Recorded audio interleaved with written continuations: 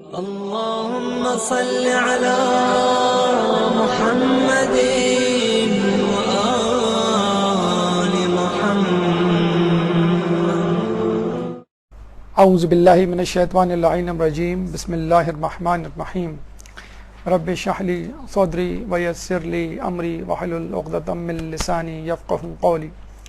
ان اللہ وملائکتہ یصلون علی النبی یا ایھا الذین آمنوا صلوا علیہ وسلموا تسلیما.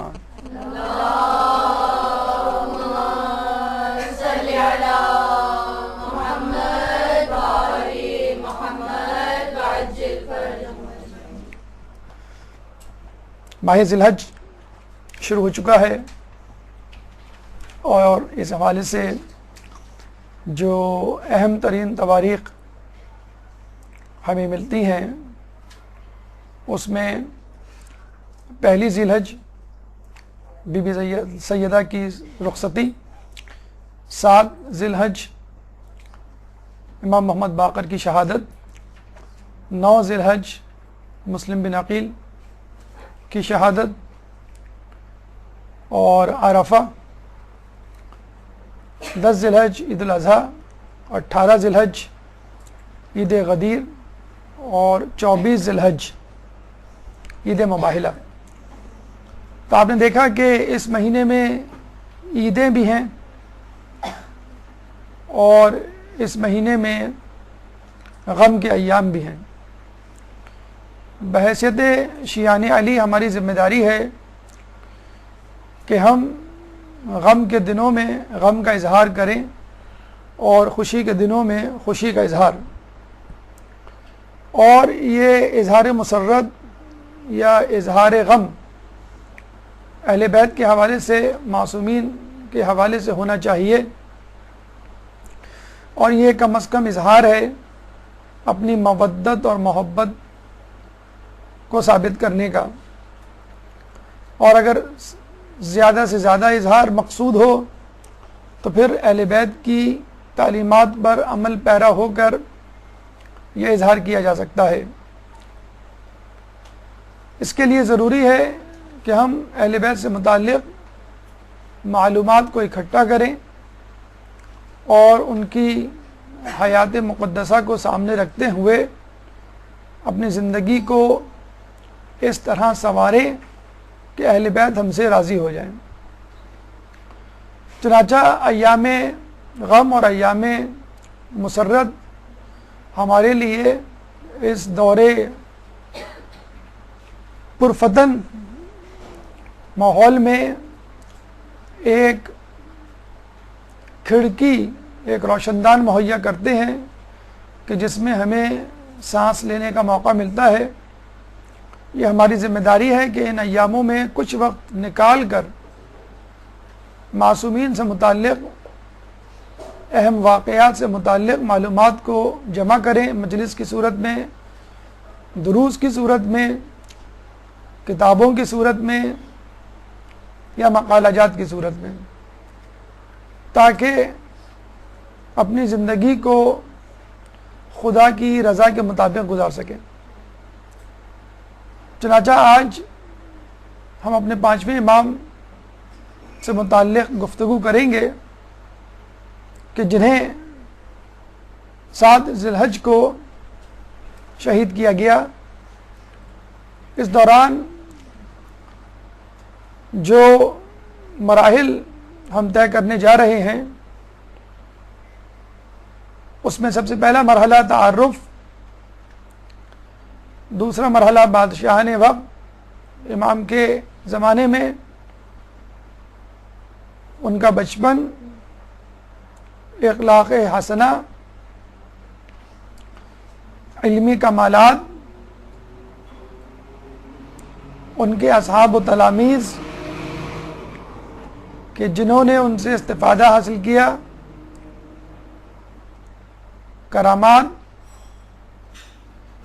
و معجزات، اس کے ساتھ سیاسی خدمات، اور سب سے آخر میں شہادت کہ کس ماحول میں، کن وجوہات کی بنا پر ان کو شہید کیا گیا. سب سے پہلے امام کا تعارف، لیکن اس سے پہلے ایک درود پڑھ دیجئے محمد والے محمد۔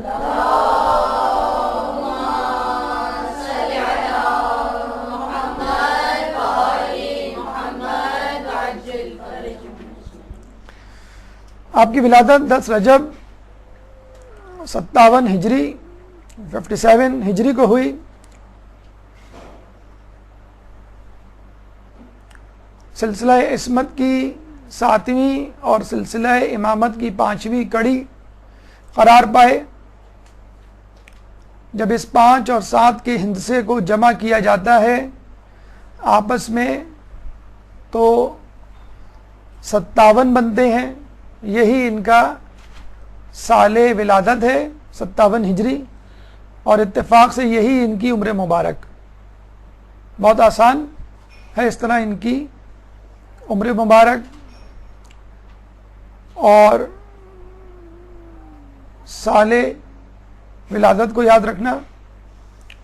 شروع کے 3.5 سال امام حسین کے سایہ عاطفت میں گزارے، اس کے بعد 38 سال والد کے ساتھ اور 19 سال امامت کی ذمہ داریوں کو ادا کیا۔ 7 ذی الحج 114 ہجری کو شہادت ہوئی۔ 114 کا ہندسہ بھی آسان ہے کہ قرآن کی سورہ مبارکہ کی تعداد 114۔ اس میں مبارک امامت کی کڑی کے پہلے محمد قرار پائے، اور رسول کی اس حدیث کے مصداق کہ اولنا محمد و اوسطنا محمد و آخرنا محمد و کلنا محمد، بتلانے کا مقصد یہ تھا کہ نہ صرف یہ کہ ہمارے خاندان میں بہت سے اشخاص معصومین محمد کے نام پر ہوں گے، بلکہ ان تمام لوگوں کا مقصد بھی محمد کی لائی ہوئی تبلیغات کو عام کرنا ہوگا۔ القابات میں یوں تو ہادی اور شاکر بھی پائے جاتے ہیں تاریخ میں۔ ہادی یعنی ہدایت کی طرف بلانے والا، شاکر یعنی شکر کرنے والا، لیکن ایک لقب جو ان کے نام سے بھی زیادہ مشہور ہوا وہ ہے باقر، یعنی شگافتہ کرنے والا، دریافت کرنے والا، انکشاف کرنے والا، پھیلانے اور منتشر کرنے والا۔ آپ باقر العلوم النبیین یعنی نبیین کے علوم کو پھیلانے والے، اور باقر العلوم الاولین و آخرین آخر اور اول کے علوم کو پھیلانے والے۔ اور یہ لقب خود ان کو رسول اکرم نے دیا تھا، اور انہوں نے اپنی حیات طیبہ میں اس بات کو ثابت بھی کیا کہ میں ائمہ میں وہ شخص ہوں کہ جس نے پہلی مرتبہ علی الاعلان مذہب اہل بیت کی تعلیم و ترویج کی بنیاد رکھی، جس کو بعد میں چھٹے امام نے اپنے عروج پر پہنچایا۔ کنیت ابو جعفر، ہمارے 8ویں امام کی بھی کنیت ابو جعفر، چنانچہ یہ ابو جعفر اول قرار پائے، اور 8ویں امام ابو جعفر ثانی۔ خاندان کے حوالے سے ان کو ابن الخیرتین کہا جاتا ہے۔ خیرتین لفظ عربی میں 2 خیروں کے لیے استعمال کیا جاتا ہے، اور زبانوں میں واحد اور جمع ہوتے ہیں، یعنی ایک کے لیے واحد، 2 یا 2 سے زیادہ کے لیے جمع۔ عربی میں ایک کے لیے واحد، 2 کے لیے تثنیہ، اور 2 سے زیادہ کے لیے جمع کا لفظ استعمال ہوتا ہے۔ خیرتین یعنی 2 خیر والے، 2 خیروں والے۔ کیوں؟ کہ یہ ماں اور باپ دونوں طرف سے ہاشمی اور علوی ہیں۔ ان کے والد کا تعلق بھی علی سے ہے، اور والدہ کا تعلق بھی علی سے ہے۔ والد امام علی زین العابدین ابن حسین ابن علی ابن ابی طالب، اور والدہ میں فاطمہ بنت حسن ابن علی ابن ابی طالب. تو دونوں طرف سے خاندان کا سلسلہ حضرت علی پہ جا کر ختم ہوتا ہے، اور یہ شرف فقط آپ ہی کو حاصل ہے تمام ائمہ میں. اہل خانہ کی بات کریں تو آپ کی 7 اولادیں تھیں، جس میں 5 بیٹے اور 2 بیٹیاں. امام جعفر جو بعد میں امام بنے، اور عبداللہ، یہ دونوں ام فروہ بنت قاسم بن محمد ابی بکر کے بیٹے تھے. ابراہیم اور عبداللہ ام حکیم بنت اسد بن مغیرہ ثقفی کے بیٹے تھے. علی اور زینب ام ولد اور ام سلمہ ام ولد کی بیٹیاں. ام ولد کنیز کو کہا جاتا ہے، کنیز جس سے اولاد ہو اس کنیز کو ام ولد کہا جاتا ہے. فاطمہ بنت علی کی بیٹی جو آپ کے صاحبزادے تھے، وہ بعد میں زوجہ بنی ہمارے ساتھ میں امام موسیٰ کاظم علیہ السلام کی.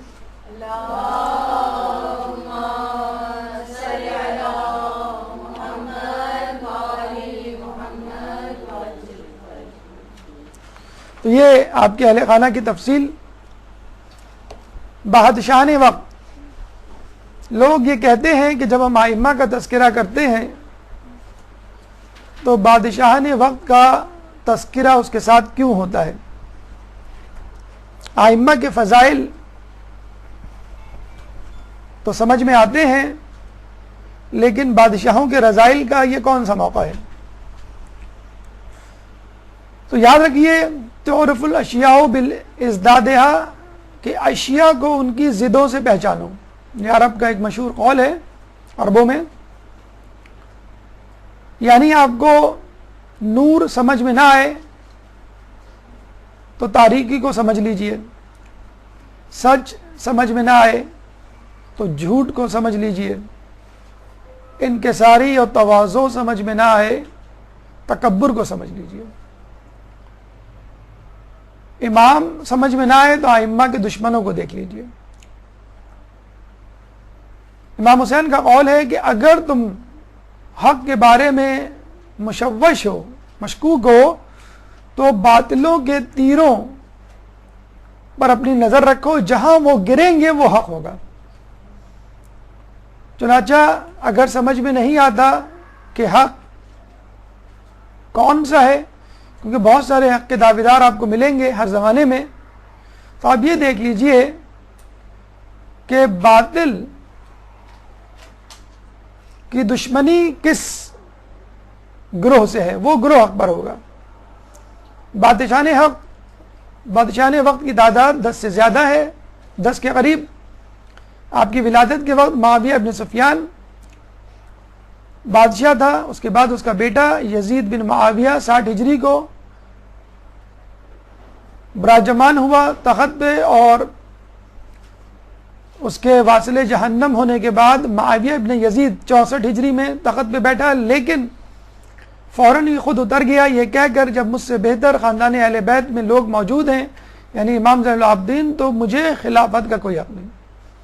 اور یہ کہا جاتا ہے کہ یہ محب اہل بیت تھا، اور اس کی تربیت ایک شیعہ استاد کے زیر نگرانی ہوئی.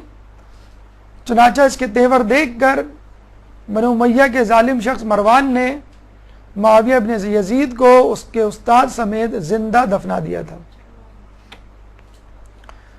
مروان کے بعد عبد الملک بن مروان تخت پر بیٹھا، اور پھر عبد الملک کے 4 بیٹے یک کے بعد دیگرے تخت شاہی پر براجمان ہوئے.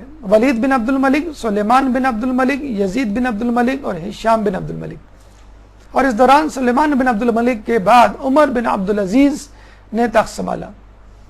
یہ بادشاہ قدر بہتر بادشاہ تھا، عدالت پسند بادشاہ تھا، بنو امیہ بنو عباس کے لوگوں میں کسی حد تک انسانیت رکھنے والا بادشاہ تھا. امام کی بہت زیادہ عزت کیا کرتا تھا. امام جب آتے تو تخت سے اتر جایا کرتا تھا، بس اوقات 2 زانوں بیٹھ کر ان کی باتیں سنا کرتا تھا. ایک دفعہ اس نے منادی کروا دی، مدینے آیا تھا کہ جس کو اپنا حق چاہیے وہ آ جائے۔ امام گئے تو امام کو دیکھ کر رونے لگا، تخت سے اتر آیا۔ امام نے کہا کیوں رو رہے ہو؟ اس نے کہا کہ آپ لوگوں پہ جو ہم لوگوں نے ظلم کیا اس کو دیکھ کر سوچ کر رو رہا ہوں۔ پھر امام سے کہا کہ مجھے کچھ نصیحت کیجیے۔ تو امام نے کہا کہ دیکھو، اپنی خوشی کو حصول باطل میں نہ مشروط کر دینا، یعنی یہ نہ ہو کہ باطل کام کر کے ہی تم کو خوشی ہو۔ جیسے لوگوں کو گناہ کیے بغیر خوشی حاصل نہیں ہوتی۔ ویکینڈز پہ یا دوسری چھٹیوں کے مواقع پر جب تک فلمیں، ڈرامے، ہنگامے اور موسیقی نہ سن لیں، غیبت نہ کر لیں، خوشی نہیں ہوتی۔ اس زمانے میں بادشاہوں کا بھی اور دوسرے لوگوں کو بھی یہی حال تھا۔ پھر کہا دیکھو، غصے میں اتنے آگے مت جانا کہ راہ حق سے ہٹ جاؤ۔ پھر اس کے بعد ایک تیسری نصیحت کی کہ دیکھو، اگر تمہیں کسی چیز کے حاصل کرنے کا اختیار ہو تو حاصل کرنے سے پہلے یہ دیکھ لینا کہ وہ کسی اور کے قبضے میں تو نہیں۔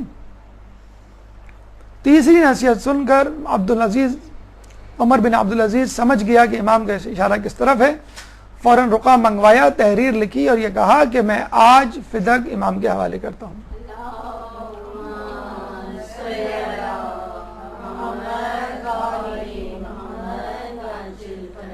بس یہ ثابت ہو گیا کہ فدق اب تک مقبوضہ تھا، قبضے میں تھا کسی کے، اور حقیقت میں اہل بیت پر ظلم ہو رہا تھا۔ ایک اور اچھی بات جو اس سے زیادہ بہتر ہے کہ عمر بن عبدالعزیز نے اپنے زمانے میں اہل بیت پر ہونے والے تبرے کو بند کروایا، اس لعنت کو بند کروایا کہ جو جمعے کے خطبے میں مسجدوں کے ممبروں سے پڑھا جاتا، حتیٰ کہ مسجد نبوی میں رسول کے ممبر پہ بھی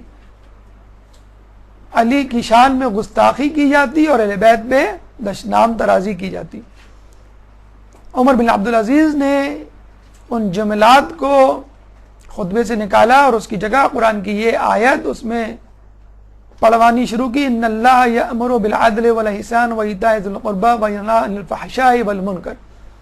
اور یہ آیت آج تک اہل سنت کی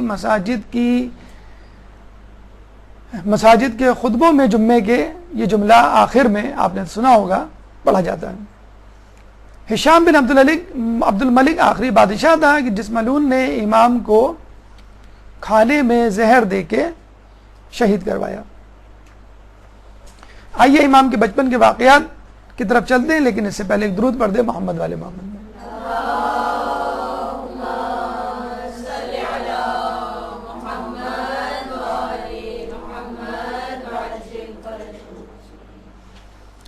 ایک دفعہ ہمارے چوتھے امام نماز پڑھ رہے تھے کہ امام محمد باقر کنویں میں گر گئے، کھیلتے کھیلتے بچے تھے، گھر میں کوہرام مچ گیا، بھاگ دوڑ ہونے لگی، شور پکار کی آوازیں بلند ہوئی، لیکن امام اپنی نماز میں مصروف رہے۔ یہ ہے امام کی نماز۔ ہماری نمازیں اگر ہاتھ میں ایک مچھر کاٹ لے تو ہم پریشان ہو جاتے ہیں اور نماز سے توجہ ہٹ جاتی ہے۔ کوئی آگے سامنے سے گزر جائے تو نماز جو ہے وہ نماز میں سوچیں منتشر ہو جاتی ہیں۔ امام نے بڑی توجہ سے نماز کو اپنے اختتام پر پہنچایا اور اس کے بعد انگلی سے اشارہ کیا، کنویں کا پانی اس کی سطح پر آیا اور امام محمد باقر بحفظ حفاظت باہر نکل آئے۔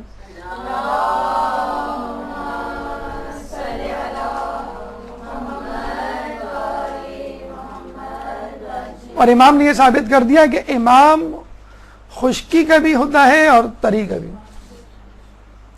امام خشک و تر۔ سفر حج کے دوران کاروان سے، قافلے سے الگ ہو گئے، اکیلے جا رہے تھے، بے سر و سامانی کا عالم تھا۔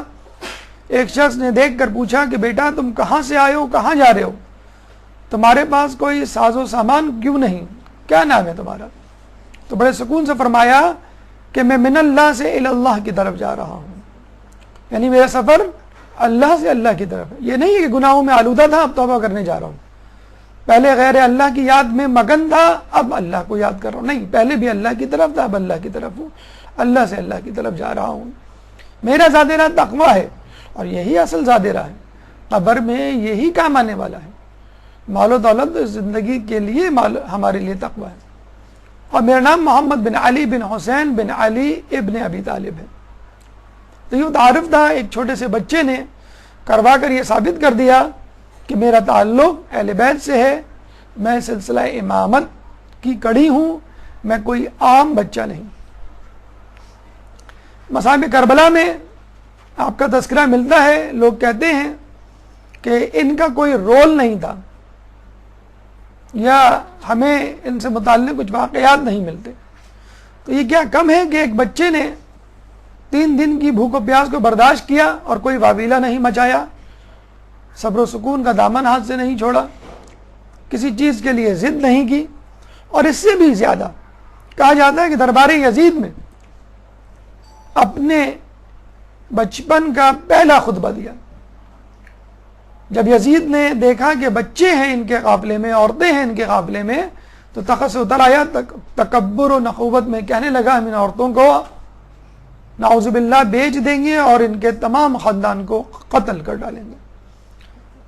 امام محمد باقر جو فقط 3 سال کے تھے کہا اے یزید تو فرعون سے بھی بدتر ہے. یزید بڑا پریشان ہوا اور کہنے لگا کہ تم کیسے کہہ سکتے ہو. پہلے تو بچے کی خود اعتمادی پر اس کو حیرانی ہوئی، پھر اس جملے پر کہ اس کو فرعون سے نہ صرف ملایا گیا بلکہ اس سے بدتر ثابت کرنے کی کوشش کی. اس نے کہا ثابت کرو کہ میں فرعون سے کیسے بدتر ہوں. تو امام نے 3 سال کی عمر میں یہ کہا کہ دیکھو فرعون نے جب موسیٰ ہارون کو پکڑا تھا اور لوگوں سے مشورہ کیا تو لوگوں نے کہا کہ ان کو شہر بدر کر دیا جائے. چنانچہ فرعون نے موسیٰ ہارون کو شہر بدر کر دیا، اور تو ہمیں مارنے پر تلا ہوا ہے. تو حقیقت میں فرعون سے بھی بدتر ہے. تو یہ وہ خطبہ تھا، یہ وہ کلمہ حق تھا جو امام نے 3 سال کی عمر میں وقت کے فرعون کے سامنے بلند کیا. جابر بن عبداللہ انصاری 90 سال کی عمر میں مسجد نبوی میں آتے ہیں اور آپ کو آپ کے جد رسول اللہ کا سلام پہنچاتے ہیں. امام آپ کے ماتھے کو چومتے ہیں اور کہتے ہیں کہ جابر تم اپنی وصیت تیار کر لو کہ اب تم بہت زیادہ نہیں جیو گے.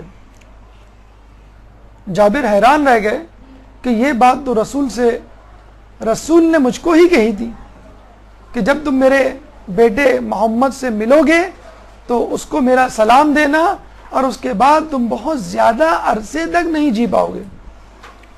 اور دیکھیں وہی بات ہمارے امام نے بھی کی. اس کا مطلب کیا ہوا؟ ہمارا امام رسول اللہ سے مکمل طور پر منسلک، مربوط اور جڑا ہوا ہوتا ہے. جو رسول کو معلوم ہوتا ہے وہ ہمارے امام کو بھی معلوم ہوتا ہے. اخلاق حسنہ کی طرف چلتے ہیں. ایک درود پڑھ دیں محمد والے محمد.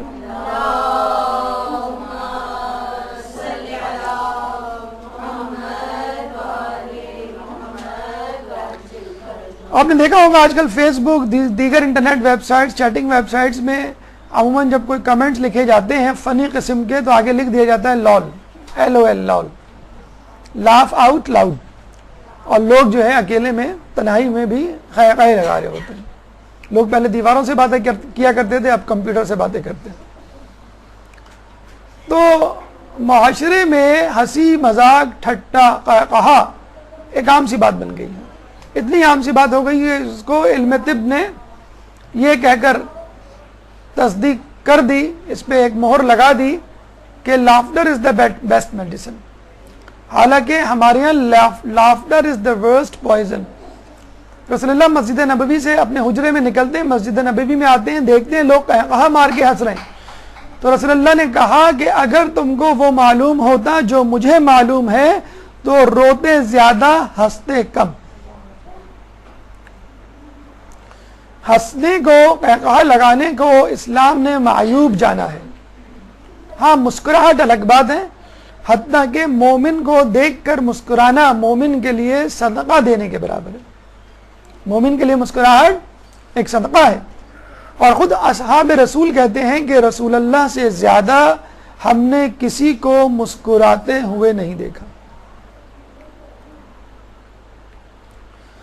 اضحک عربی میں مسکرانے کو کہتے ہیں، اور اضحک کا مطلب یہ ہوتا ہے کہ آپ کے ہونٹ اتنے پھیلے کہ ضحک نامی دانت جو ہے وہ نظر آنے لگے. داڑھی نہیں، ضحک نامی دانت جو داڑھ سے پہلے کا ہوتا ہے. تو جب امام محمد باقر کو ہنسنا پڑ جاتا ہے لوگوں کا دل رکھنے کے لیے، تسلی کے لیے کہ میں بھی تم جیسا انسان ہوں، کہ لوگ یہ نہ سمجھیں کہ امام جو ہے اپنی بزرگی اور امامت کی وجہ سے ہمارے ساتھ گھلتے ملتے نہیں ہیں، تو امام ہنسنے کے فوراً بعد کہا کرتے تھے اللہم لا تمقتنی، اے اللہ مجھے چھوڑنا مت، میں نے تجھے نہیں چھوڑا، میں نے جو ہے تیری عبادت سے منہ نہیں موڑا، میں تجھ سے غافل نہیں ہوا، تو بھی مجھ سے غفلت نہیں برتنا. اگر یہ ہنسی میرے منہ سے نکل گئی تو یہ فقط لوگوں کا دل رکھنے کے لیے. ضعیفی میں دو لوگوں کا سہارا لے کر اپنے کھیت کی طرف جا رہے تھے ہل چلانے کے لیے، تو ایک صوفی منش شخص محمد بن المنقدر ملا اور کہنے لگا کہ اس ضعیفی میں بنی ہاشم کے شیوخ دنیا کے لیے مرے جا رہے ہیں، اگر آپ کو اس حالت میں موت آ گئی تو آپ کس منہ سے خدا کے حضور پیش ہوں گے، سامنے پیش ہوں گے.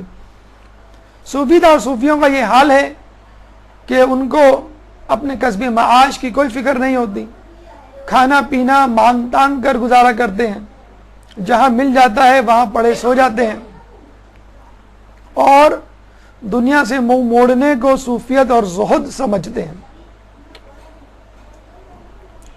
امام نے کہا کہ اگر مجھے اطاعت الہی میں موت آ گئی، اگر مجھے اس حالت میں موت آ گئی تو سمجھ لینا کہ میں اطاعت الہی میں مر رہا ہوں، اور یہ کام جو میں کرنے جا رہا ہوں یہ تو مجھ سے پہلے میرے بزرگوں نے، آباء و اجداد نے جو مجھ سے بہتر تھے انہوں نے کیا. کہ مولا علی نے یہودی کے باغ کو پانی نہیں دیا کسب معاش کے لیے؟ کیا مولا علی نے کھجور کے درخت نہیں لگائے جن سے کئی برسوں تک کھجوریں پک پک کے گرتے رہیں؟ تو یہ وہ محنت کی عظمت کا پیغام ہے، سبق ہے جو امام نے 1400 سال پہلے دیا، اور اب یہ سبق مغربی دنیا ہم کو دے رہی ہے.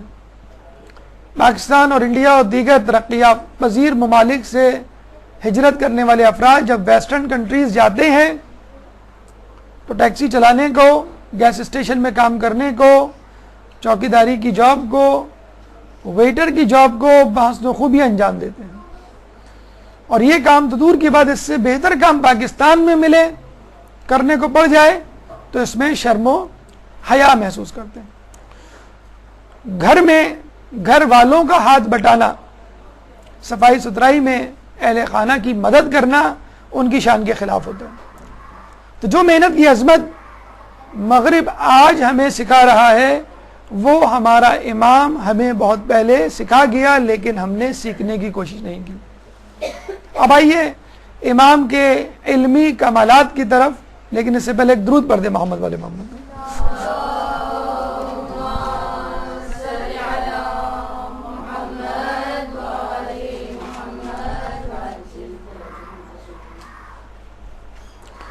یہ ایک جا کے کہہ دیں کہ مائک میں آواز بند ہو گئی ہے. ٹھیک ہے، ٹھیک، صحیح. علمی کمالات کی طرف، جیسا کہ ہم نے بتایا آپ کو کہ آپ کو باقر العلوم کہا گیا، یعنی آپ نے علوم کو لوگوں کے سامنے پیش کیا. اس وقت بنو امیہ اور بنو عباس کی جنگ چھڑ گئی تھی. لوگ آپ کے پاس بھی آئے، بنو عباس کے افراد، اور کہنے لگے کہ ہم آپ کو آپ کا حق دلانے کے لیے آئے ہیں، اور خلافت ملنے پر ہم اس کو آپ کے حوالے کر دیں گے، آپ ہمارا ساتھ دیجئے. لیکن امام بہت پہلے یہ جانتے تھے کہ یہ کام کسی اور نیت کے تحت ہو رہا ہے. جب جناب زید نے قیام کی نیت کی اور امام کو بتانے کے لیے آئے. امام نے کہا کہ امام مہدی سے پہلے ہمارے گھر کے کسی فرد کے لیے قیام کرنا بالکل ایسا ہی ہے کہ کوئی پرندے کا بچہ اپنے گھونسلے سے بالوں پر نکلے بغیر چھلانگ لگا دے اور لوگ بچے اس سے کھیلے. چنانچہ تم بھی اپنی اس نیت، اس حرکت سے باز آ جاؤ اور یہ کام نہ کرو، ورنہ کناسہ کی سولی پر لٹکائے جاؤ گے. اور پھر وہی ہوا، جناب زید کو حکمران نے قتل کر کر سولی پہ لٹکایا. لیکن کہا یہ جاتا ہے کئی سالوں تک آپ کی لاش سولی پہ لٹکنے کے باوجود محفوظ رہی.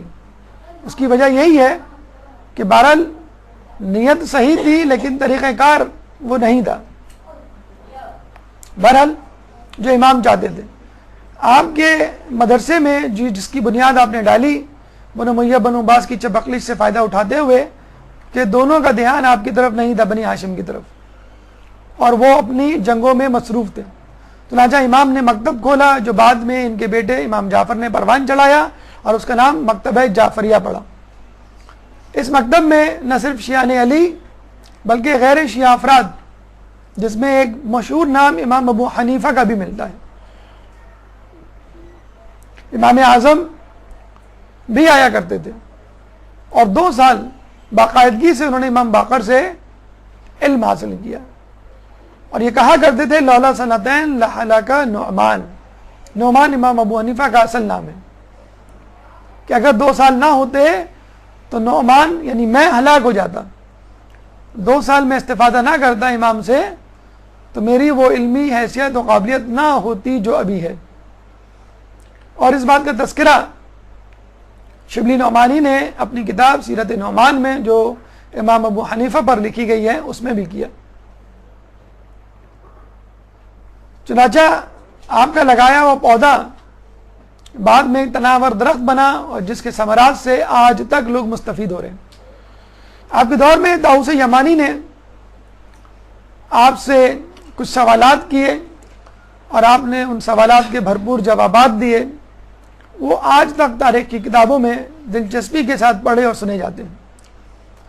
طاؤس یمانی نے سوال کیا کہ وہ کون سی چیز ہے جس کا تھوڑا حلال اور زیادہ حرام ہے. امام نے کہا نہر طالوت کا پانی، کہ جس کا 1 چلو حلال تھا اور اس سے زیادہ حرام.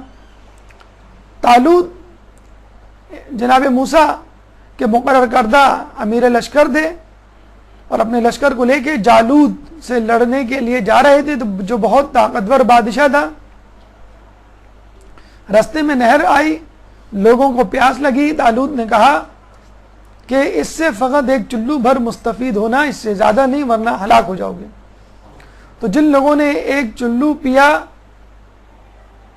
وہ طالوت کے ساتھ اطاعت پر قائم رہے اللہ کی، اور جنہوں نے اس سے زیادہ پیا انہوں نے اطاعت سے منہ موڑ لیا اور نافرمانی پر اترے. آج بھی کھلاڑیوں کو یہ کہا جاتا ہے کہ جب آپ میدان میں اتریں تو کھائے پیے بغیر بھوک کی حالت میں اتریں. اگر کھیلنے کے دوران پیاس لگ بھی جائے تو فقط حلق تر کرنے کے لیے چند گھونٹ پانی پئیں. وہی طب کا اصول بہت پہلے سے چلا آ رہا ہے، اور یہ چیز زیادہ کھانا پینا خصوصی طور پہ معرکوں میں اور ورزش میں یا باہر آتے جاتے وقت آپ کے لیے ایک مصیبت بن سکتی ہے. طاؤس یمانی نے پوچھا کہ وہ کون سا روزہ ہے جس میں کھانا پینا جائز ہے. روزہ نام ہی کھانے پینے سے بچنے کا ہے. امام نے کہا بی بی مریم کا روزہ، کہ جب اللہ تعالیٰ نے ان کو 3 دن چپ رہنے کا مشورہ دیا تھا، وہ اشارے سے بات چیت کیا کرتی تھیں اور اس دوران وہ کھا پی سکتی تھیں. جناب زکریا علیہ السلام کو بھی اللہ تعالیٰ نے چپ رہنے کا روزہ ہدایت فرمایا تھا اور اشارے سے وہ بات چیت کیا کرتے تھے اور اس دوران وہ کھا پی سکتے تھے. طاؤس یمانی نے کہا وہ کون سی ایسی چیز ہے جو گھٹتی ہے بڑھتی نہیں. امام نے فرمایا عمر ہمیشہ گھٹ رہی ہے، برف کی طرح پگھل رہی ہے، اضافہ ممکن نہیں ہے. ہاں کمی مسلسل ہو رہی ہے. پھر طاؤس یمانی نے کہا کہ وہ کون سی ایسی چیز ہے جو بڑھتی ہے گھٹتی نہیں ہے؟ امام نے کہا سطح سمندر مسلسل بڑھ رہا ہے. گلوبل وارمنگ آپ نے سنا ہوگا، آج بھی ماشاءاللہ بہت گرم ترین دن ہے، 3-4 دن کی پیشن گوئی ہے کہ گرم ترین دن گزریں گے، کل آج پرسوں. 2014، 15 اور 16 کے بارے میں کہا گیا یہ 3 گرم ترین سال گزریں گے. گلوبل وارمنگ، دنیا کا عالمی طور پر درجہ حرارت بڑھ جانا، سائنس کے اثرات میں سے ہے. اور اس درجہ حرارت کے بڑھنے سے گلیشیئرز پگھل رہے ہیں جو برف کی صورت میں ہیں، اور برف پگھل کر پانی بن رہی ہے، پانی نہروں میں اور دریاؤں میں تبدیل ہو رہا ہے، اور یہ دریا اور نہریں سمندر میں گر رہے ہیں، اور مسلسل پانی کا لیول، سی لیول جو ہے وہ بڑھ رہا ہے. اور یہ کہا جاتا ہے کہ وہ علاقے جو اس وقت سمندر کے قریب ہیں عنقریب سمندر کے اندر چلے جائیں گے. امام نے یہ بات آج سے کئی سال پہلے کہہ دی تھی. طاؤس یمانی نے پوچھا وہ کون سی ایسی چیز تھی جو فضا میں بلند ہوئی، نہ آسمان پر تھی نہ زمین پر تھی؟ امام نے فرمایا کوہ طور، جو کہ موسیٰ کی قوم پر معلق ہوا اس تنبیہ کے طور پر کہ تم اگر اللہ کی نافرمانی کرو گے تو یہ پہاڑ تمہارے اوپر گرا دیا جائے گا. لوگوں نے توبہ کی اور وہ کوہ طور اپنی جگہ پر واپس چلا گیا. تو چند ساعت کے لیے کوہ طور معلق ہوا تھا موسیٰ کی قوم پر، اور پھر دوبارہ اپنی جگہ پر واپس چلا گیا. امام سے پوچھا گیا کہ وہ کون سے لوگ ہیں جن کی سچی گواہی، الف اس میں مسنگ ہے، گواہی بھی جھوٹی ہوتی ہے. امام نے فرمایا منافقین کی گواہی جو بظاہر سچی نظر آ رہی ہوتی ہے لیکن حقیقت میں جھوٹی ہوتی ہے.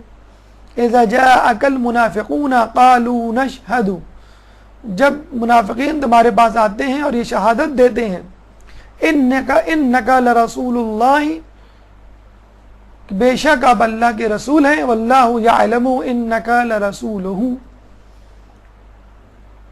اللہ جانتا ہے کہ آپ اللہ کے رسول ہیں، واللہ یشہد، لیکن اللہ شہادت دیتا ہے ان المنافقین لکاذبون، کہ بے شک منافقین جھوٹے ہیں. جب منافقین تمہارے پاس آتے ہیں تو کہتے ہیں کہ ہم گواہی دیتے ہیں کہ بے شک آپ اللہ کے رسول ہیں، اور اللہ جانتا ہے کہ آپ اس کے رسول ہیں، اور اللہ یہ گواہی دیتا ہے کہ بے شک منافقین جھوٹے ہیں. سورہ منافقون کی آیت نمبر 1. پوچھا گیا کہ وہ کون سا وقت تھا کہ جب دنیا کا 1/3 حصہ مر گیا تھا، ہلاک ہو گیا تھا؟ امام نے کہا ایسا تو کبھی نہیں ہوا کہ 1/3 حصہ مر گیا ہو، ہلاک ہو گیا. ہاں 1/4 حصہ ہلاک ہوا تھا. دیکھیں امام نہ صرف جوابات دے رہے ہیں بلکہ سوال کرنے والے کے سوال کی بھی تصحیح کر رہے ہیں. اور پھر انہوں نے کہا کہ جب قابیل نے حابیل کو قتل کیا تو اس وقت 4 افراد تھے دنیا میں، حابیل، قابیل، جناب حوا، جناب آدم. تو جب قابیل نے حابیل کو قتل کیا تو 1/4 آبادی ہلاک ہو گئی. اور جب پوچھا کہ اس کے بعد آبادی کیسے بڑھی تو بتایا گیا کہ شیس علیہ السلام پیدا ہوئے جناب حوا کے بطن سے، اور ان سے آبادی آگے بڑھی. کہا یہ جاتا ہے کہ قابیل کو اس قتل پر آج تک عذاب دیا جاتا ہے، نامعلوم کس جگہ پر، لیکن امام ہی نے بتلایا تھا کہ اس کو گرم ترین دنوں میں دھوپ میں سورج کے نیچے دوپہر کی وقت کھڑا کر دیا جاتا ہے، آگ کا الاؤ اس کے آس پاس روشن کیا جاتا ہے اور گرم گرم پانی اس کے اوپر ڈالا جاتا ہے، اور سردیوں میں اسی طرح ٹھنڈا پانی اس کے اوپر ڈالا جاتا ہے۔ تو یہ وہ عذاب ہے جو اس کو قیامت تک ملے گا، اور قیامت میں جہنم کا عذاب تو اس کو ضرور مل کر رہے گا۔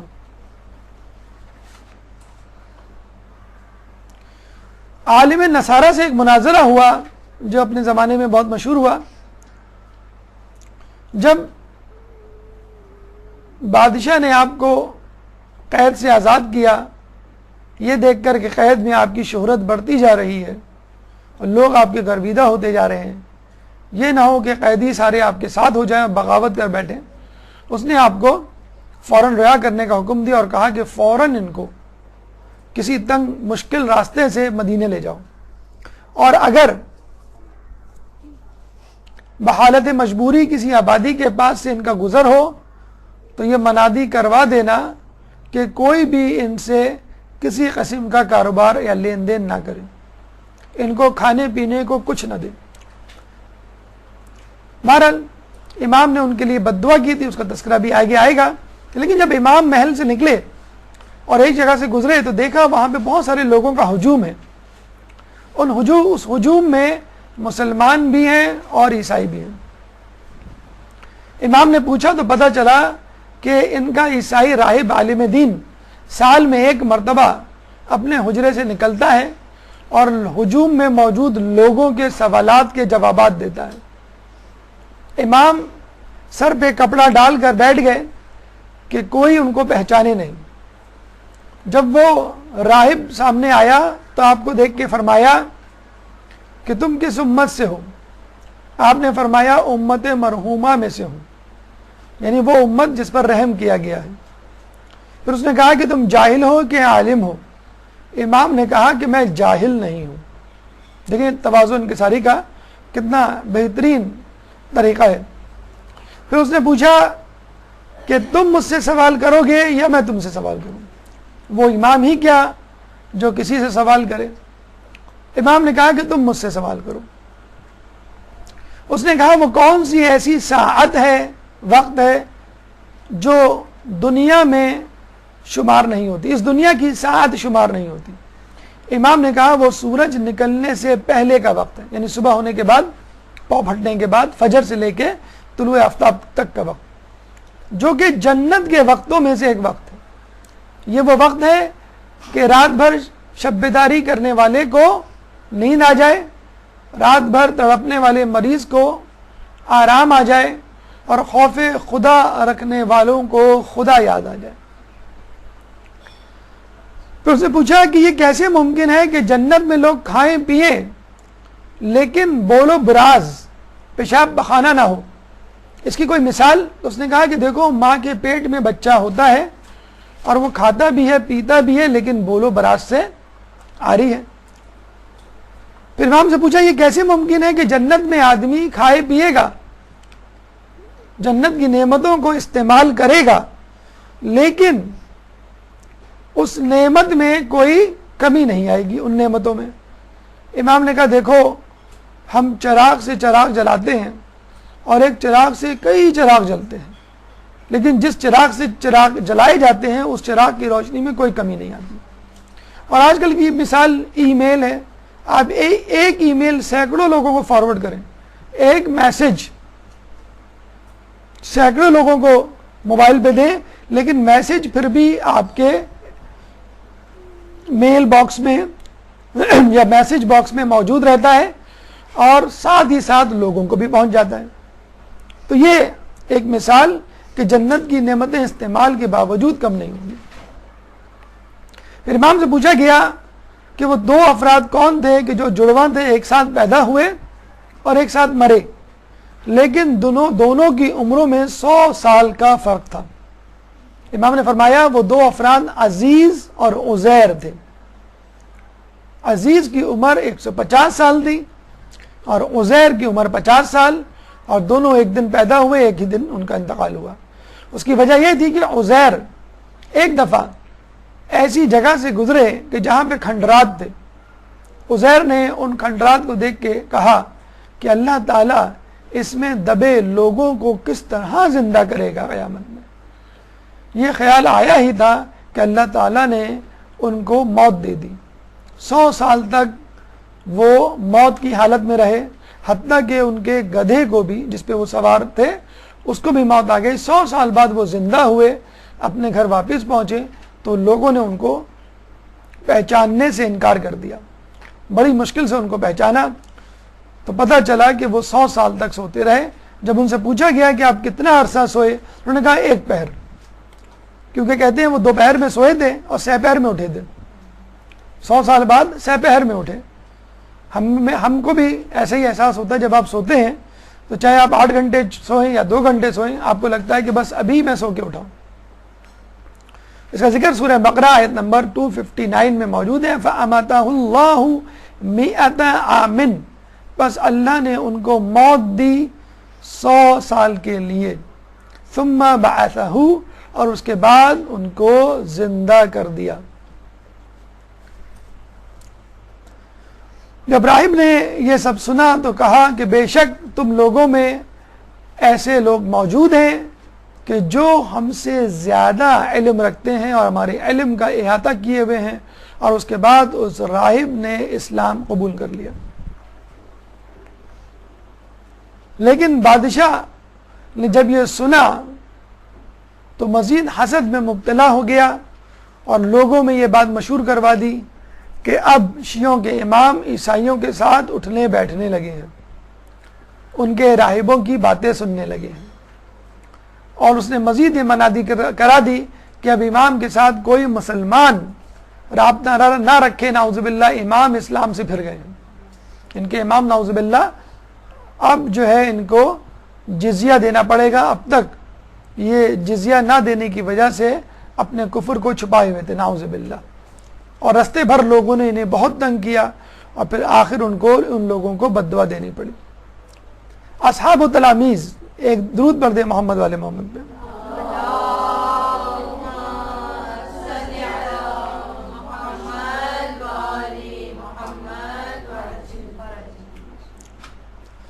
جابر بن عبداللہ انصاری، رسول کے صحابی، سلام رسول کے حامل بدری صحابی، جنگ بدر میں شریک تھے. اس کے علاوہ بیعت عقبہ ثانی جو مدینے کے لوگوں نے رسول اللہ کے ہاتھوں پر کی تھی، بیعت عقبہ اول میں رسول اللہ موجود تھے، بیعت عقبہ ثانی میں خود آپ موجود تھے. حدیث قصہ کے راوی ہیں. حدیث قصہ میں آپ ان کا نام سنتے رہتے ہیں. امام حسین کے پہلے زائر چہلم پہ ان کی زیارت اربعین آپ پڑھتے ہیں. کہتے ہیں کہ جب رسول اللہ نے آپ کو بشارت دی تو وہ جوش و خروش سے اس دن کو انتظار کرنے لگے کہ جب وہ 5ویں امام سے ملیں گے اور رسول اللہ کا پیغام پہنچائیں گے. چنانچہ 5ویں امام جب بچپن کے دور سے گزر رہے تھے، 4تھے امام کے ساتھ جب مسجد نبوی میں آئے تو جابر بن عبداللہ انصاری نے ان کو دیکھ کر، بلکہ نابینا تھے اس وقت، تو وہ پکار کے کہا کرتے تھے باقر، اے باقر تم کہاں ہو. لوگ بڑے حیران ہوتے تھے اور یہ سمجھتے تھے کہ جابر اپنے حواس کھو بیٹھے ہیں ضعیفی کی وجہ سے. 90 سال کی عمر ہو چلی، 94 سال کی عمر میں انہوں نے انتقال کیا. تو لوگ یہ کہنے لگے کہ باقر نام کا تو کوئی شخص مدینے میں نہیں رہتا اور تم باقر باقر چلا رہے ہو. تو جب تیسرے امام کو دیکھا یا پکار کے کہا تو تیسرے امام نے، جب وہ بچے تھے تو فوراً آ کر جابر کی پیشانی کو چوما اور باقر نے کہا کہ رسول اللہ نے تمہیں سلام پہنچایا ہے اور یہ کہا ہے کہ تم ہی باقر ہوگے جو علوم کو زندہ کرو گے. آپ کے ایک اور صحابی ابو بصیر نام کے 3 صحابی تھے امام کے. ابو بصیر لیث کے بارے میں امام کا یہ کہنا واقعی ابو بصیر کے لیے بہت بڑی عزت ہے کہ میرے باپ کی فقہ کو 4 افراد نے محفوظ کر رکھا ہے، محفوظ کیا، ابو بصیر، زرارہ، محمد بن مسلم، برید بن معاویہ، یہ 4 افراد کے بارے میں کہا جاتا ہے کہ انہوں نے میرے باپ یعنی امام جعفر کے والد محترم امام محمد باقر کی فقہ کو 4 افراد ہیں، جو سلسلہ تدریس انہوں نے شروع کیا تھا اس سلسلہ تدریس کے 4 شاگرد جن پر وہ فخر کیا کرتے تھے۔ ابو بصیر یحییٰ نابینا صحابی تھے، اور 6 افقہ یعنی جو بہترین فقہ کے ماہر تھے ان 6 افراد میں ان کا شمار ہوتا ہے۔ ابو بصیر عبداللہ ان کا بھی شمار 6 افقہ 6 بہترین فقہ جاننے والوں میں ہوتا ہے۔ زرارہ یا زرارہ نام کے صحابی بہت مشہور تھے، ان کے بارے میں امام نے کچھ ایسے جملات کہے کہ جن سے یہ ظاہر ہوتا تھا کہ شاید امام ان سے راضی نہیں۔ زرارہ تک یہ بات پہنچی تو وہ امام کے پاس آئے اور کہنے لگے کہ آپ نے کیا میرے بارے میں ایسا کہا ہے، غمگین ہو گئے۔ تو امام نے کہا کہ میں کیا کروں، دنیا میرے دوستوں کی دشمن ہے، یعنی بطور تقیہ آپ کے لیے ایسے الفاظ استعمال کرے کہ لوگ زرارہ کو امام کا چاہنے والا یا شیعہ نہ سمجھیں۔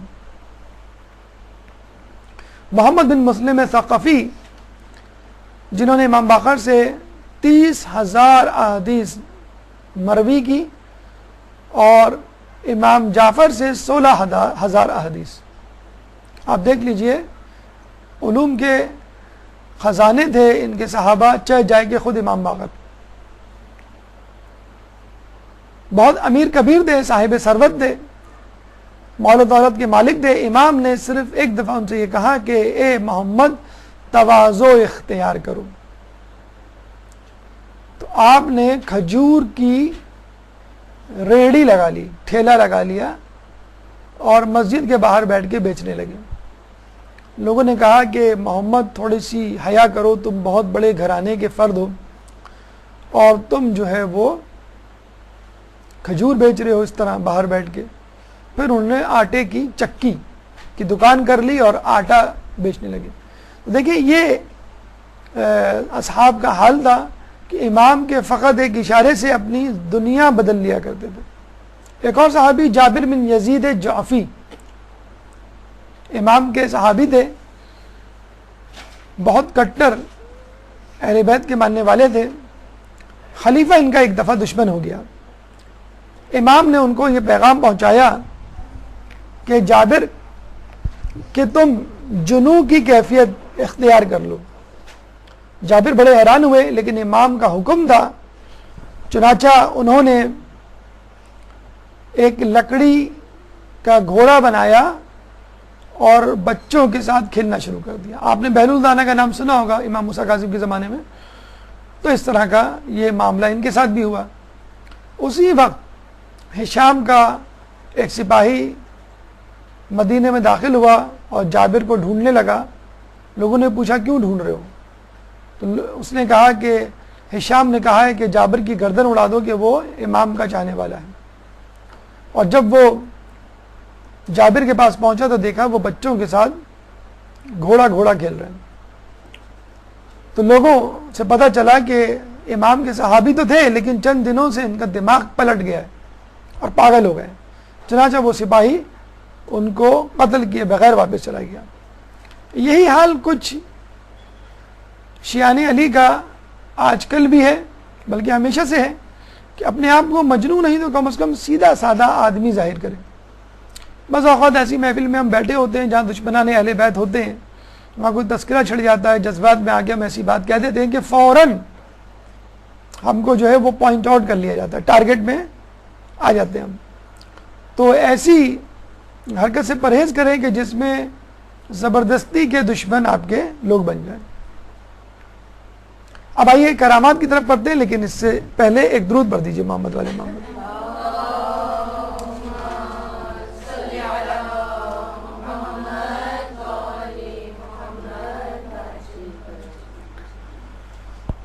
ابو بصیر امام کے صحابی تھے، نابینا تھے.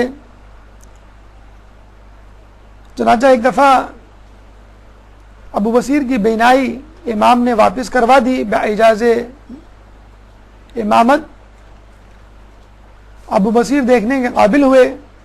امام نے کہا کہ اب تم قیامت تک اپنی زندگی امید و بیم کے درمیان گزارو گے، یعنی جنت کی امید بھی ہوگی اور جہنم کا خوف بھی ہوگا.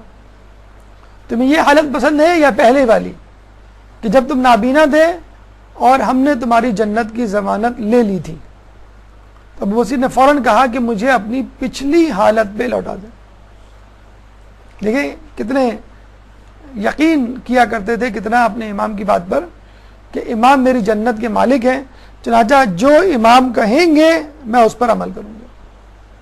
ایک دفعہ بادشاہ نے آپ کو نعوذ باللہ ذلیل کرنے کے لیے محل میں بلایا اور یہ سوچا کہ ہم علم سے متعلق جتنے سوال پوچھیں گے یہ جواب دے دیں گے.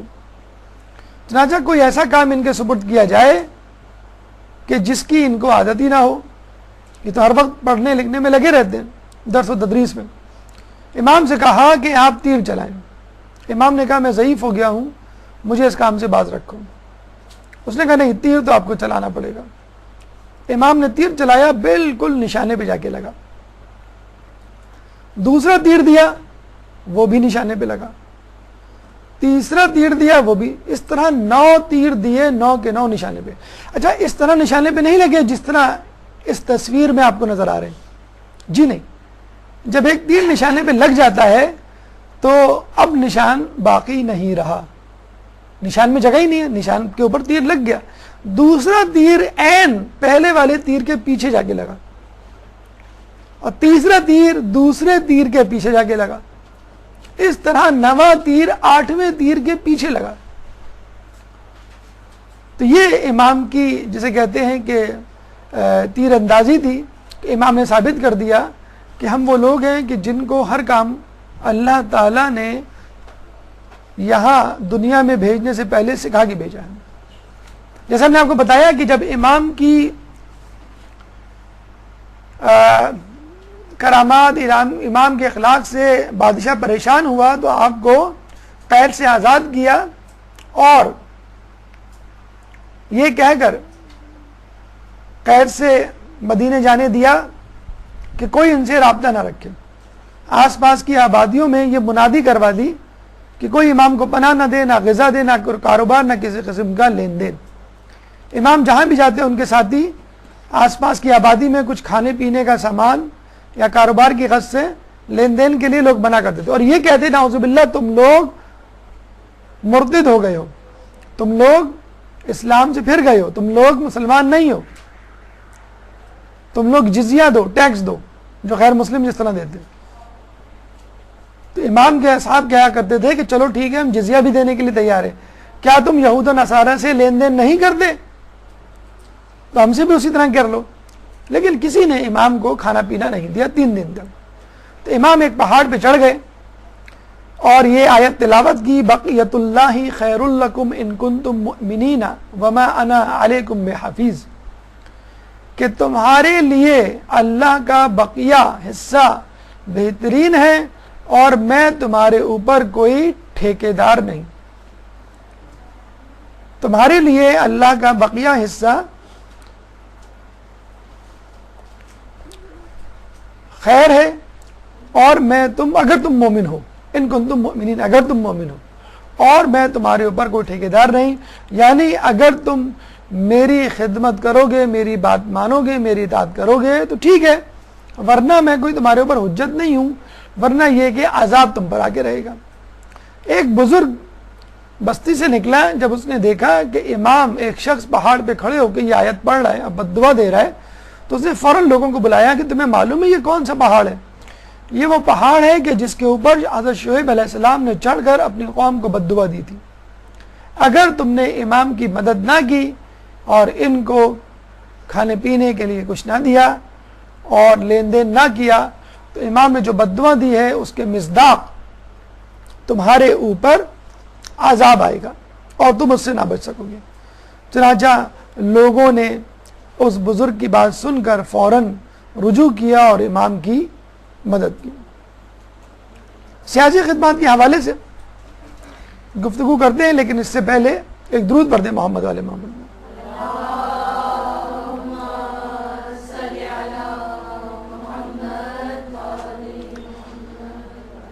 سیاسی خدمات، جیسے ہم نے آپ کو بتایا تھا کہ امام نے یہ کہا تھا جناب زید کو کہ ہم اہل بیت امام مہدی کے ظہور سے پہلے اگر قیام کی کوشش کریں تو ہماری مثال اس پرندے کے بچے کی طرح ہوگی جو اپنے گھونسلے سے چھلانگ مارے، بغیر بالوں پر نکالے، اور گر پڑے لوگ بچے اس کا مذاق اڑائیں اور اس سے کھیلیں۔ چنانچہ سیاست سے دور رہ کر اپنے آپ کو علم و عمل کے میدان میں مصروف رکھ کر اسلام کی زبردست خدمت کی، لیکن ایسا بھی نہیں کہ مکمل طور پر سیاست سے دور رہے۔ جب بھی ان کو موقع ملا اور اسلام پر کوئی کڑا وقت آیا تو انہوں نے اپنی خدمات پیش کی۔ عبد الملک کے زمانے میں عبد الملک نے چاہا کہ سکوں پر کوئی اسلامی عبارت یا کلمہ لکھ دیا جائے تاکہ رومی عیسائی سکے اپنے اثرات نہ پھیلا سکے۔ رومی حکومت ان سکوں کے ذریعے اپنے عقائد کو پھیلا رہے تھے۔ امام نے عبد الملک یہ چاہتا تھا کہ ہم ان سکوں سے اپنے اسلام کو پھیلائیں اور ان سکوں کو کس طرح تبدیل کریں۔ جب قیصر روم کو پتہ چلا تو اس نے فوراً اپنا ایک قاصد بھیجا اور یہ کہا کہ اگر تم نے ان سکوں کو تبدیل کرنے کی کوشش کی تو میں انہی سکوں پر اسلام سے متعلق نازیبا کلمات لکھوں گا اور اسلام کو ذلیل کروں گا۔ چنانچہ عبد الملک بہت پریشان ہوا، امام کی طرف رجوع کیا۔ امام نے یہ کہا کہ تم اس سفیر کو مہمان خانے میں ٹھہراؤ چند دن کے لیے، اور اس دوران فوراً نئے سکے بناؤ۔ اس بنائے ہوئے سکوں میں ان سکوں پر ایک دفعہ ایک طرف کلمہ لا الہ الا اللہ، دوسری طرف کلمے کا دوسرا جز محمد رسول اللہ لکھو اور فوراً رائج کر دو، اور جب یہ سکے رائج ہو جائیں تو اس سفیر کو واپس کر دو۔ چنانچہ چند دن کے لیے ایمرجنسی بنیادوں پر اسلامی سکے بنائے گئے، سکوں کو ڈھالا گیا، سانچے بنائے گئے، امام کے متعلق عبارتیں لکھوائی گئیں، اور اس دوران اس سفیر کو مہمان خانے میں ٹھہرایا گیا، اور جب سکے بازار میں آ گئے، خرید و فروخت ہونے لگی، تو بادشاہ نے اس سفیر کو واپس کر دیا یہ کہہ کے کہ جاؤ اپنے بادشاہ سے کہہ دو کہ ہمیں اس کے سکوں کی ضرورت نہیں۔ اور جب یہ سفیر سکے لے کر قیصر روم کے پاس گیا تو وہ بیچارہ اپنا سب منہ لے کے رہ گیا کہ اب میں کچھ نہیں کر سکتا۔ تو حالانکہ بادشاہ امام کا دشمن، امام کو قید میں ڈالا گیا، ذلیل کرنے کی کئی سازشیں کی گئیں، قتل بھی کیا گیا، لیکن اس کے باوجود امام نے اسلام کی خاطر بادشاہوں کا ساتھ دیا۔ صلہ کیا ملا سیاسی خدمات کا؟ ولید بن عبد الملک نے مسجد نبوی کی وسعت کے بہانے اہل بیت کے محلے کو مسمار کرنے کی ٹھانی، اور یہ کہا کہ ان گھروں کو ڈھایا جائے کیونکہ ہمیں مسجد نبوی کو آگے بڑھانا ہے، وسعت دینی ہے۔ چنانچہ حسن مصنع کے گھر پہ آگ لائی گئی اور یہ کہا گیا کہ اگر تم نے گھر کو خالی نہ کیا تو گھر کو آگ لگا دی جائے گی، گھر کو منہدم کر دیا جائے گا۔ چنانچہ مجبوراً اہل بیت نے اپنے اپنے گھروں کو خالی کیا اور اہل بیت کے مکانات کو انہدام کر دیا گیا۔ اور یہ کوئی پہلی مرتبہ نہیں ہوا تھا کہ اہل بیت کے گھرانے کو اس قسم کی مشکل کا سامنا کرنا پڑا ہو۔ در سیدہ پہ آگ وہ پہلا ظلم تھا جو اہل بیت پر کھلے عام روا رکھا گیا، اور جس طرح آپ کے گھر کو آگ لگائی گئی۔ اس کے بعد متوکل نے امام حسین کی قبر پر ہل چلانے کے لیے سوچا اور دریا کا رخ موڑنے کی کوشش کی، یعنی اہل بیت کو زندگی میں بھی ستایا گیا اور مرنے کے بعد بھی ان کی قبر کے نشان کو مٹانے کی کوشش کی. اور پھر پچھلی صدی میں انعدام جنت البقیع جو آپ پڑھتے ہیں شوال کے مہینے میں، کہ مرنے کے بعد بھی ان کو قبروں میں چین سے نہ رہنے دیا گیا اور جنت البقیع میں بنائے گئے مزارات کو ڈھایا گیا. اور کیا یہ اس سے بڑا ظلم نہیں تھا کہ خود اہل بیت کے دور میں منبر رسول پر مسجد نبوی میں امیر المومنین پہ تبرہ کیا جاتا. ایک شخص امام زین العابدین علیہ السلام کے پاس آیا اور کہنے لگا کہ ہم شیعوں کے اوپر مظالم بڑھتے جا رہے ہیں، مسجد نبوی پر میں منبر رسول پر امیر المومنین پر لعنت بھیجی جاتی ہے اور لوگ کچھ نہیں کہہ پاتے، اگر کوئی کچھ کہتا ہے تو اس کو ابو ترابی کہہ کر مسجد سے اور شہر سے نکال دیا جاتا ہے یا قتل کر دیا جاتا ہے. اور اس طرح اس نے کئی مظالم کا تذکرہ کیا. امام زین العابدین نے امام محمد باقر کو کہا کہ کل تم صبح میرے ساتھ آنا، وہ دھاگا لیتے ہوئے آنا کہ جس کو جبرائیل نے ہمارے جد رسول کو دیا تھا. جابر بھی ساتھ کھڑے ہوئے تھے. دوسرے دن صبح جابر بھی آ گئے. امام محمد باقر نے کہا کہ جابر تم اس وقت کہاں سے آ گئے، تم تو اس وقت نہیں آیا کرتے. جابر نے کہا کہ آپ کے والد نے جس دھاگے کا تذکرہ کیا ہے اس کو دیکھنے آیا ہوں اور پوری رات اس جستجو اور شوق میں تجسس میں نہیں سویا. امام آئے اور انہوں نے وہ دھاگا منگوایا، جابر کے ہاتھ میں دیا اور یہ کہا کہ اس دھاگے کو بہت احتیاط سے پکڑنا، اس کو ہلانا مت. امام گئے مسجد نبوی میں اور اس کے بعد جابر سے وہ دھاگا اپنے ہاتھ میں لیا اور تھوڑا سا ہلایا. کوہرام مچ گیا، زلزلہ آ گیا، لوگ ادھر سے ادھر بھاگنے لگے. لوگ امام کو نہیں دیکھ پاتے، امام لوگوں کو دیکھ رہے تھے. امام نے جابر سے کہا جاؤ باہر دیکھ کر آؤ کہ کیا ہو رہا ہے. جابر باہر گئے تو دیکھا کہ زلزلہ آیا ہوا ہے، لوگوں کے مکانات ٹوٹ گئے ہیں اور کئی ہزار افراد لقمہ اجل بن چکے ہیں. وہ امام کے پاس بھاگے اور کہا کہ لوگوں کا یہ حال ہے، اور یہ بھی بتایا کہ لوگ انا للہ و انا الیہ راجعون پڑھ رہے ہیں اور یہ کہہ رہے ہیں کہ ہم برائیوں میں مبتلا ہو گئے ہیں، ہم نے امر بالمعروف و نہی عن المنکر چھوڑ دیا ہے اور یہی وجہ ہے کہ ہمارے اوپر عذاب آ رہا ہے. تو آپ نے دیکھا کہ امام کے پاس کتنی طاقت تھی. اگر وہ چاہتے فقط ایک دھاگے سے بنو امیہ اور بنو عباس کی سلطنتوں کو ملیا میٹ کر سکتے تھے، لیکن یہ امر خداوندی تھا کہ مصائب پہ صبر کرو.